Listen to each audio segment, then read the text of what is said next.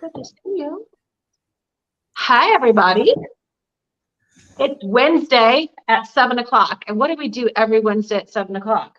It's Wine Wednesday. And again, you know me, my favorite. Oh, Smoky. And the reason I'm doing this is because it says Tennessee.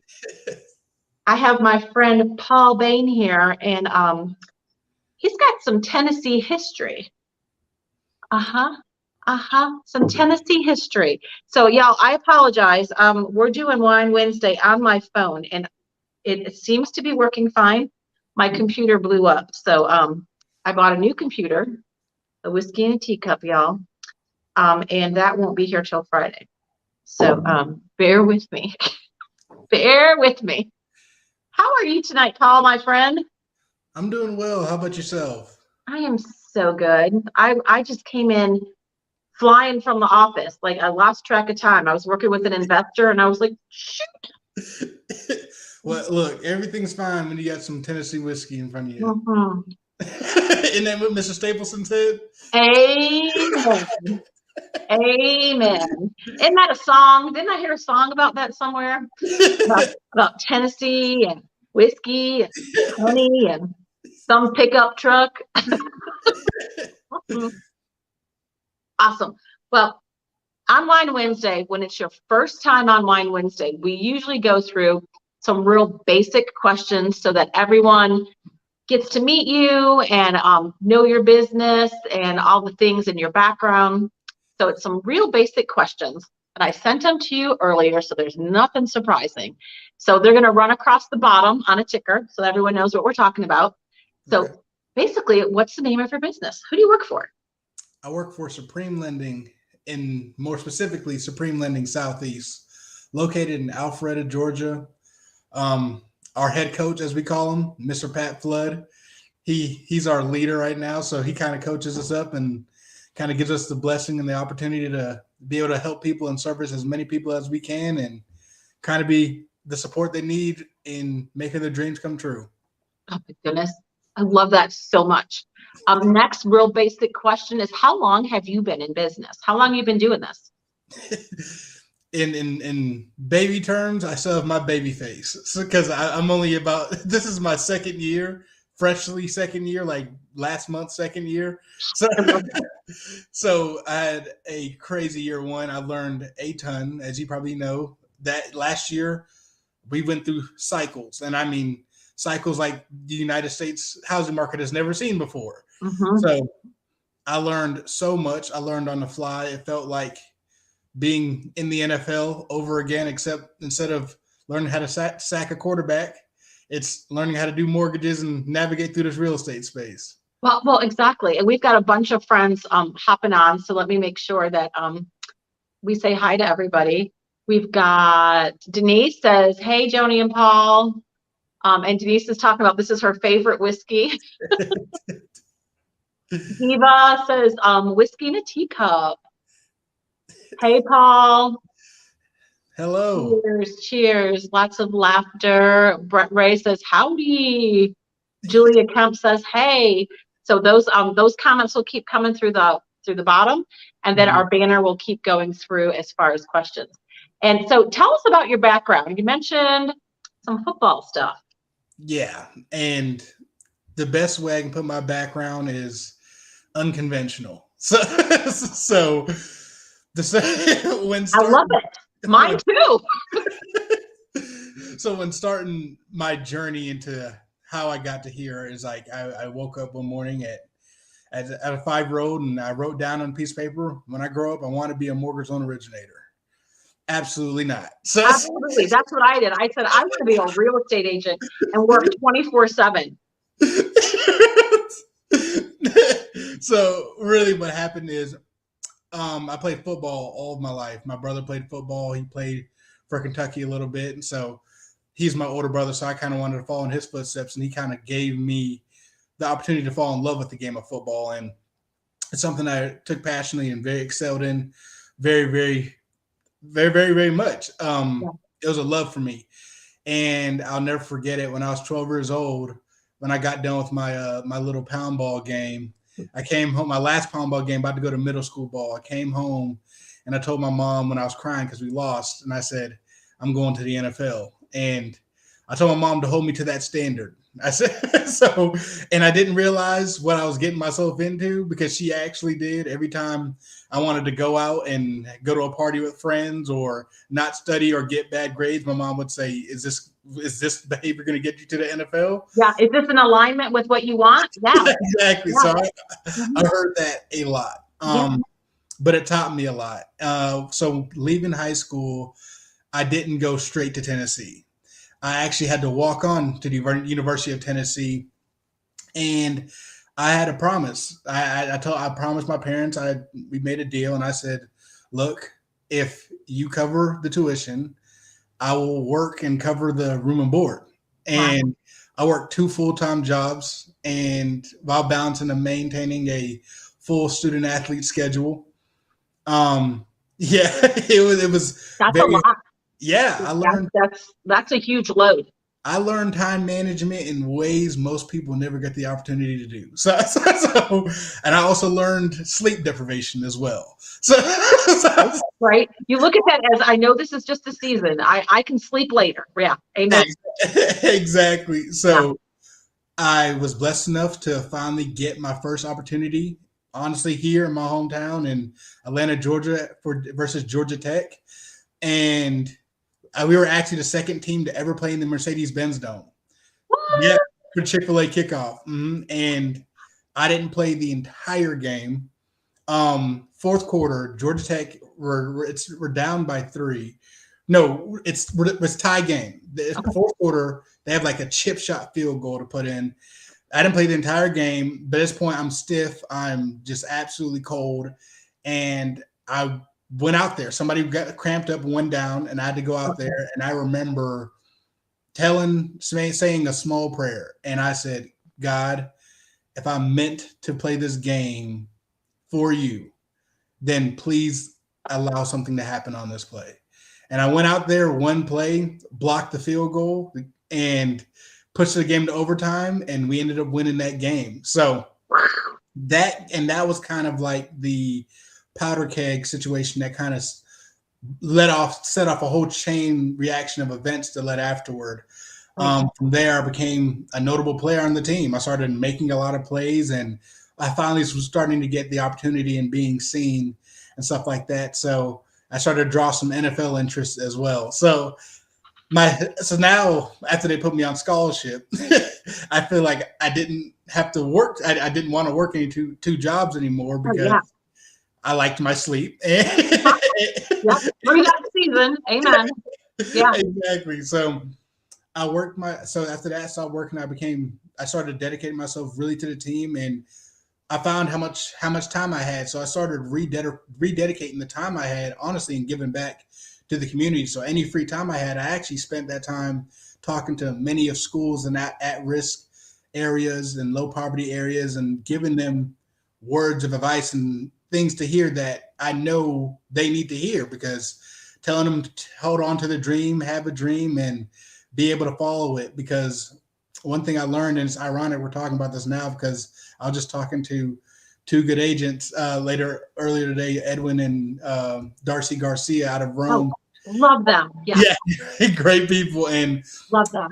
I told them, like, one of the biggest things I used to tell people is, once you have a dream, that's half the battle. The other half of the battle is holding on to it, because you have to hold on to it really hard, because a lot of people who gave up their dream is going to tell you to give it up.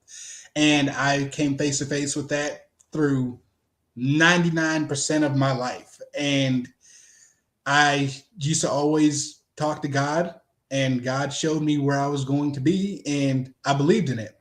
So when I worked out, and when I worked, I tell all these kids and stuff like that, I never worked out for a high school opponent. I never worked out for a college opponent. I always worked out for an NFL opponent, because I knew I was going to be on that stage. So any workout I had, my motivation in pumping iron and running faster and all that, it was never for anybody in high school, never for anybody in college. It was always because I knew God was going to present that platform for me, and I needed to be prepared for it. Wow. And what a message. yeah. What a fabulous message. And I was able to do that. And I was blessed enough from there to go on to the Arizona Cardinals. And I had a good time and learned a lot. I learned it's doing something for fun, like football, playing a game for fun is one thing. But when it becomes a business, it becomes a whole different ball game, a whole different monster. But it was still a blessing because finally, when I walked on that field and I looked around and I realized that 12-year-old kid came out of me like, you made it. Like you said you were going to do it. The world put everything in your way to make sure you don't do it. Yeah. Yet God empowered you to overpower that in order to make it to this day. Absolutely. And you kept believing. You kept that mindset. You listened to your mom. You did all the things to push you in that direction. And you're right. That's right. All those naysayers are naysayers because they didn't. And it's easier for them to say, oh, yeah, no. And that's so impressive. I mean, that speaks volumes, just volumes about you as a person. Thank you. And just amazing. And that also translates into your business ethic. Because I know that when we send people to you for any kind of repair, you are on it. Like there is no way that you're going to let it die. Like you are going to hold on to that deal and watch it. If it's not today, if it's not tomorrow, if it's 6 months, you're never going to lose focus on that client. Thank you so much. Thank you. It's just, to me, it's very, very impressive. So when we talk about geographic areas, as far as who you like, where you, there goes my light. Okay, it's all good. As far as your it's the Southeast. Like, can you also do like Alabama and all that too? Yes, I'm actually licensed in Alabama and Tennessee. Supreme Lending Southeast I feel like we have loan officers licensed everywhere. Every time we have this little chat where we ask each other like who's licensed here, and usually 2 or 3 hands pop up for literally every time I've seen it. So we're licensed here. We have one in South Carolina is a big one. Florida is a big one. Me personally, I'm licensed in Tennessee and Alabama.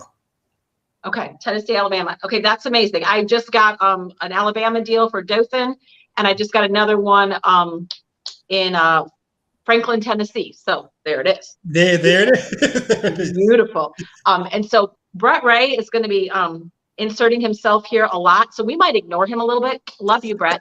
So he's asking all sorts of questions. Okay, so we know you're a lender. Tell me something unique about Supreme. Oh, I'm gonna say what's unique to me, and I'm gonna say what's unique to most people. What's unique to me is the mentality we do business with. We don't do business in the sense of company business. We do business in the sense of family.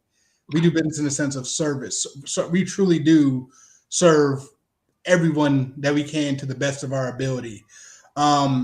One of the biggest examples of this was we had a deal that terminated 1 week, and the next week they went under contract again, and the buyers need to be in a home, I think by the next Friday or something like that. And to make the matters worse, it was 2 days before Thanksgiving. Ooh. Yeah. That's a lot of big holidays in there, my friend. Exactly. So, and we needed to have everything done and get them closed by next Friday. And to be able to call my underwriters and say, hey, we need this done. And for them to say, okay. And they're on vacation. By that time, we all know when it gets close to the holiday, it's not just the holiday season. They take the day before the holiday season. Oh, they're taking the week off. Yeah. Yeah. They're taking the whole week. Yeah. So that's impressive that you were able to pull it back together. Not just yourself, but your team as a whole were all on the same page for a common goal.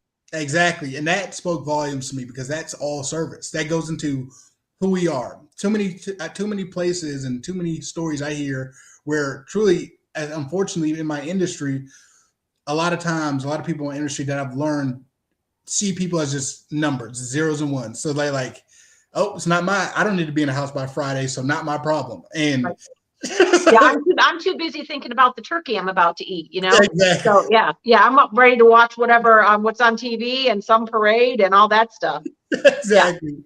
ex- amen. I So love that's that. cool.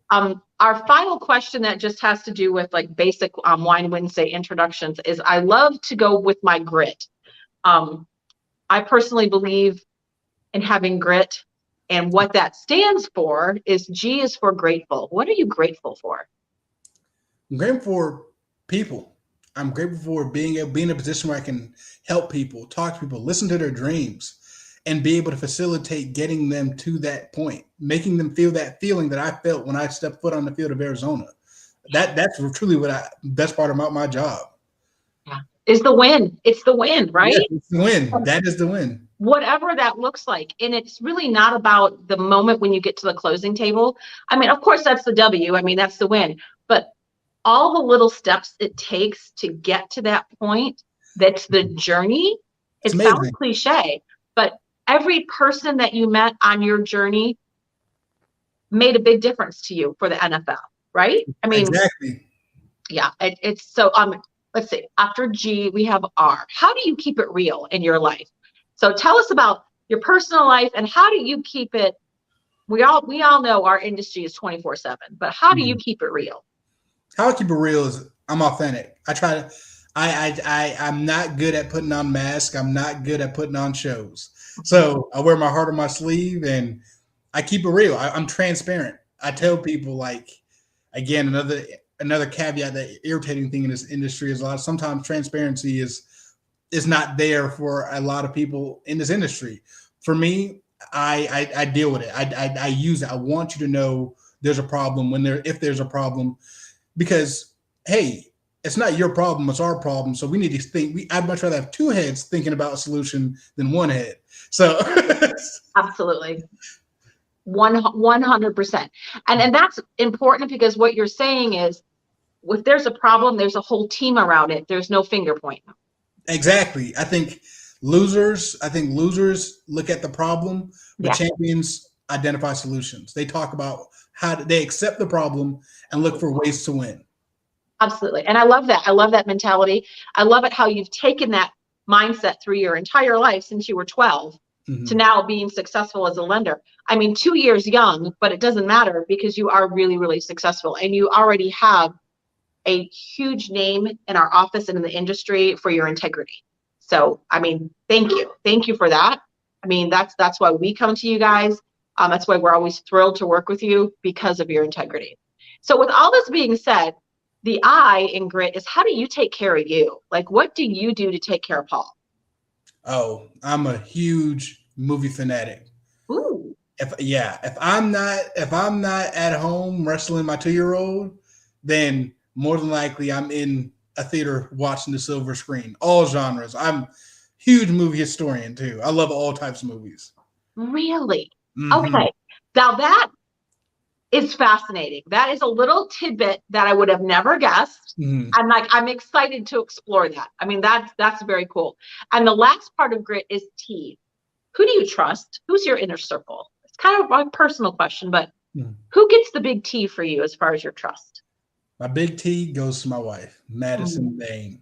Like, because she and let me tell you the day that she earned it. So first of all, the story that we met was insane because I was coming from chemistry class and I literally had to chase her down, literally full blaze down a hill to talk to her and get her number.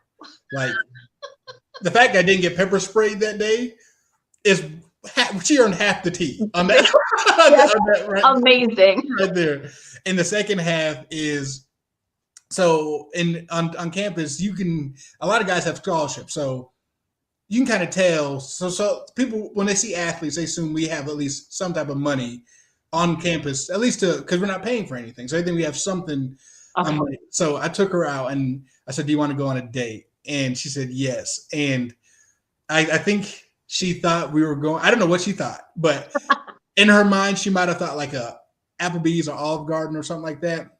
We ended up walking, because I didn't have a car at the time. So we ended up walking to Cane's, which is like a Zaxby's, if you don't know. So we went to a Cane's, and I bought she.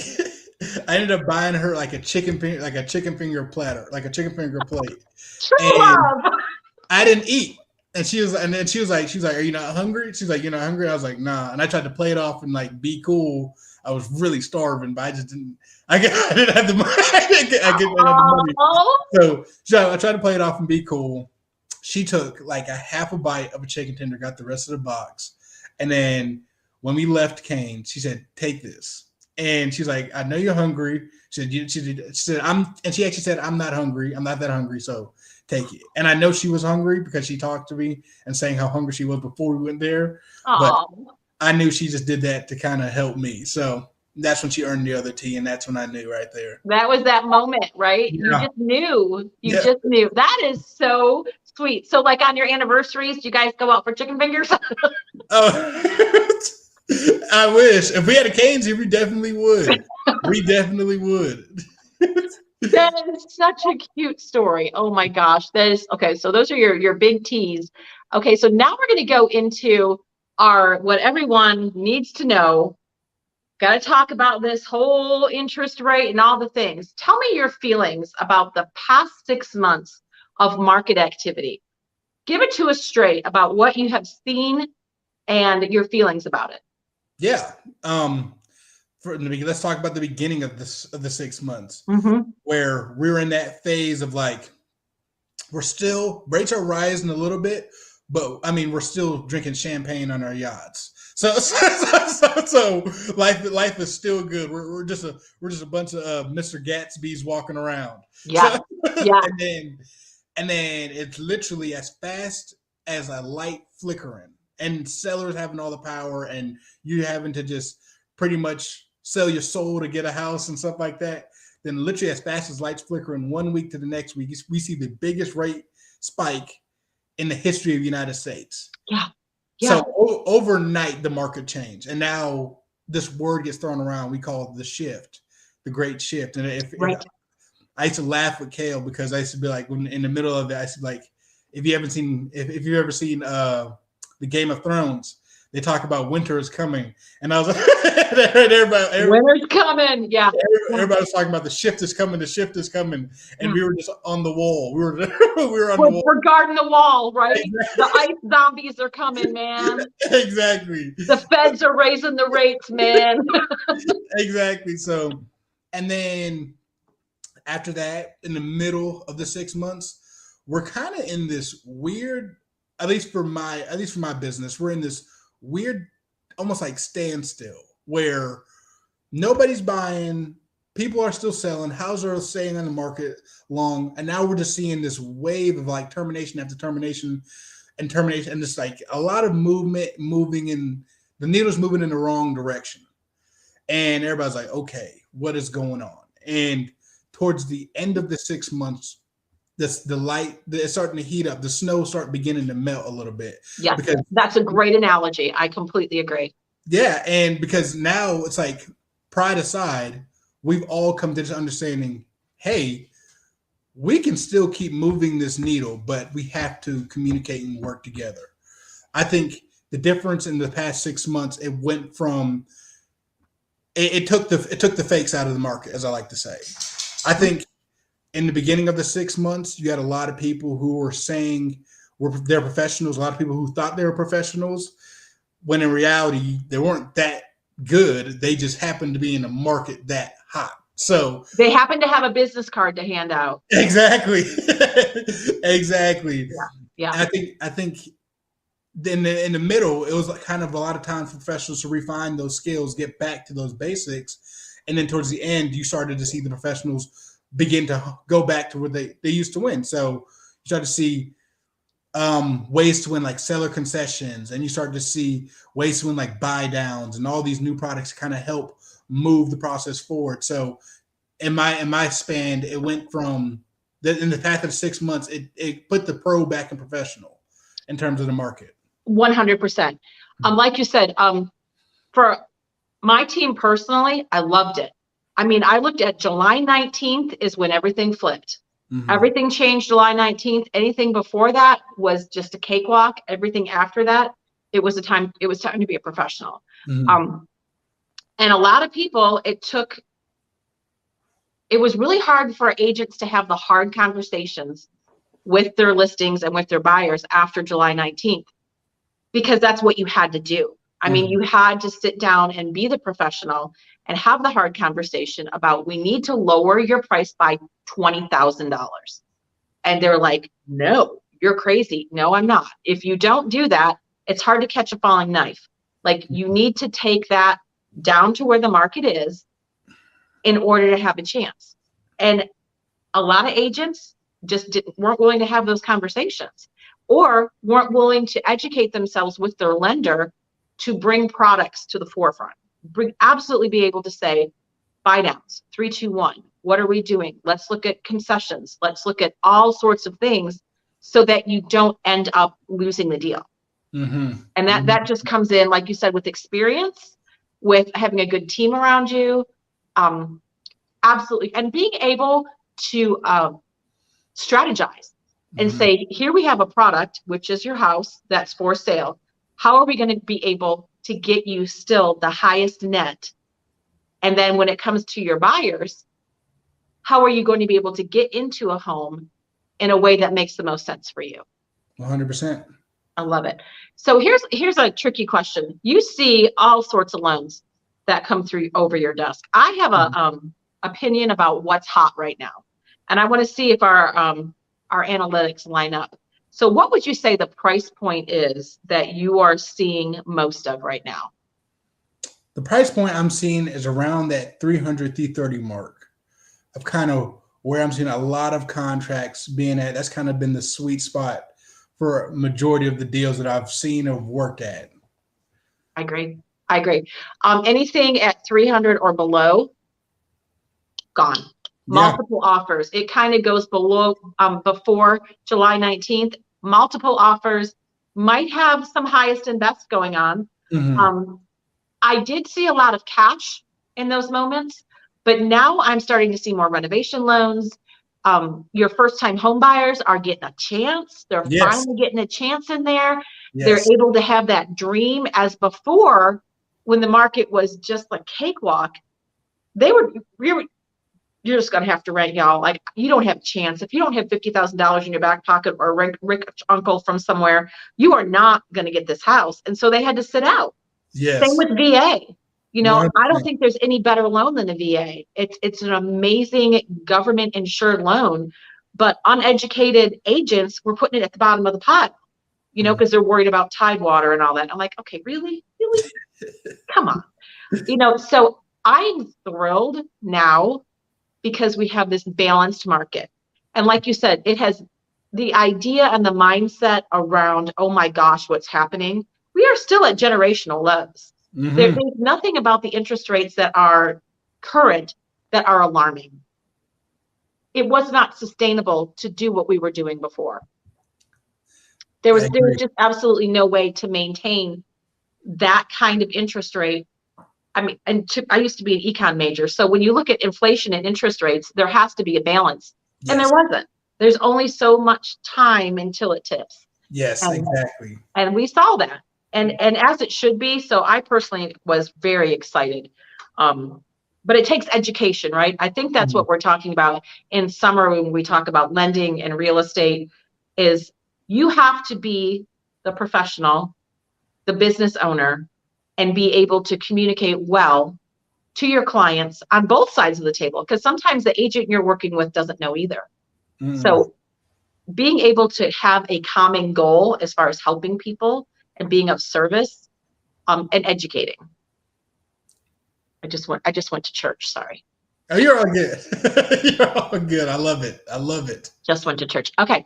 Tell me the top 3 things a new home buyer needs to know. So 3 things they need to know and 3 actions that they need to take. So tell me your thoughts on that.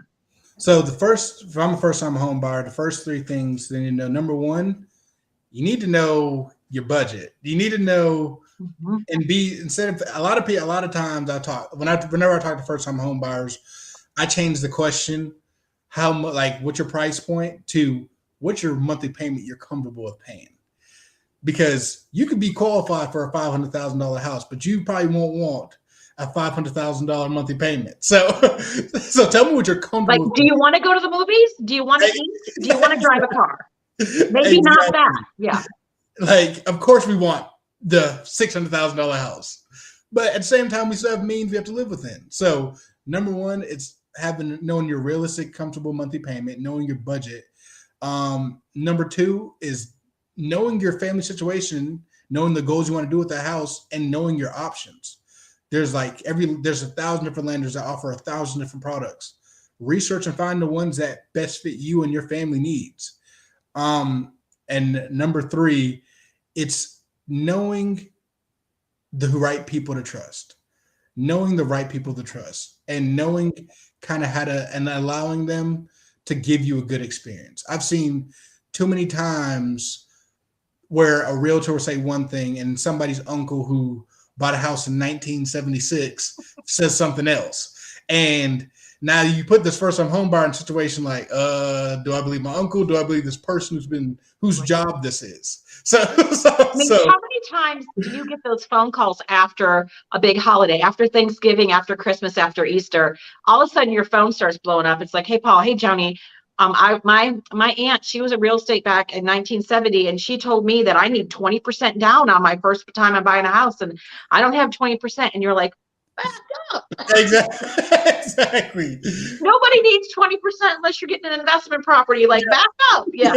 100%. And that just comes from, like I said, knowing who to trust, knowing, like, you're talking to a professional. Allow me to be a professional. Allow me to be it. Give me the space. Right. And again, people do this 3 times in their lifetime. Mm-hmm. To us, it's just a Tuesday. I mean, we are like, who do you want to do surgery? Your girlfriend over there? Like, you can get a butter knife and a towel. Like, really? Exactly. Like, who's watched 3 seasons of Grey's Anatomy? Said. Yeah, exactly. Oh, amen.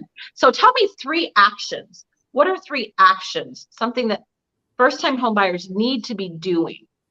Number 1, researching. Do some personal research on their own. Number 2, number 2 is looking for a place or a venue to get some information. Search seminars. There's seminars always going on. People are always holding seminars. I hold seminars sometimes.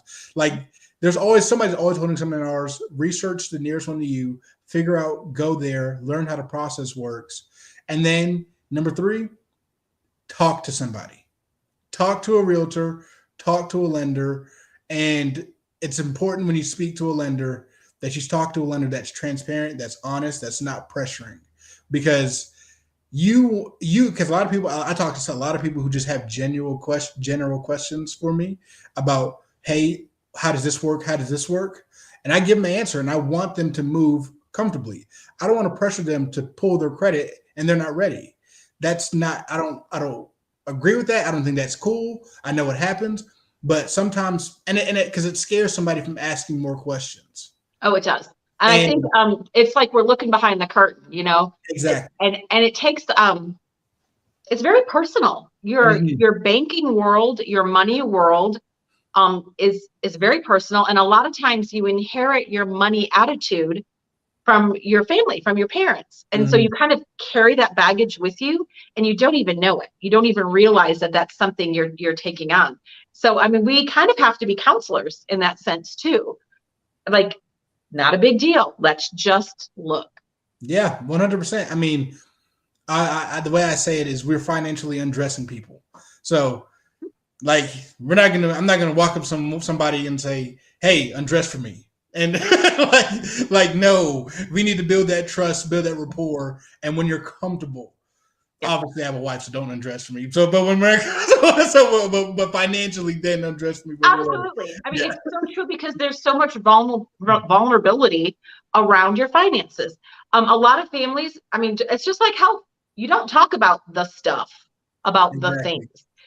We don't share those details about how do you save money? How do you not repeat past mistakes that, families have made? And unfortunately, a lot of times people do inherit family debt. and it's very difficult. But when you talk to someone like yourself, you can walk them through that. I know that you have helped so many people change their credit, change their viewpoint on what they can do and how they can do it, and in a really simple way. There's some very simple things folks can do to significantly increase their credit score. Yes, tons of subtle changes. Definitely, if anybody's watching now or watching in the future that wants to know some of those changes and things they can do, my company offers a free credit class every Friday, 1 p.m. from our credit expert, Lisa Myers. She worked for the credit bureaus. Now she helps us help people get themselves in a better position to buy. 1 p.m. every Friday. So if you need the link or anything, please reach out to me or reach out to Joni or any of our team members. Denise, if you could pop that into the chat, that would be great. Thank you, Denise. I have to tell you, when I first started real estate, I didn't know anything. It was just 3 years ago, and I became a student of everything. I took Lisa's class twice. Yes. And I took it once just to kind of get an idea of what the heck is she talking about. She's so good. I took it a second time to work on my own credit. And here's the beautiful thing. Your credit determines a lot of things. Mm-hmm. I'm a personal investor and I have rental properties. And when you want to hook up gas for a property, they look at your credit score, and that determines how much you're going to pay. When you want insurance for different things, they look at your credit score.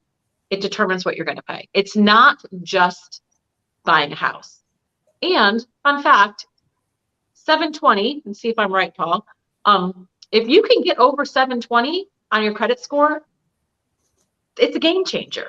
So Yes. even if your credit score is good and you've got like a 700 or a 690, you can still go to these classes and learn how to bump yourself up over 720 so that you can get those benefits.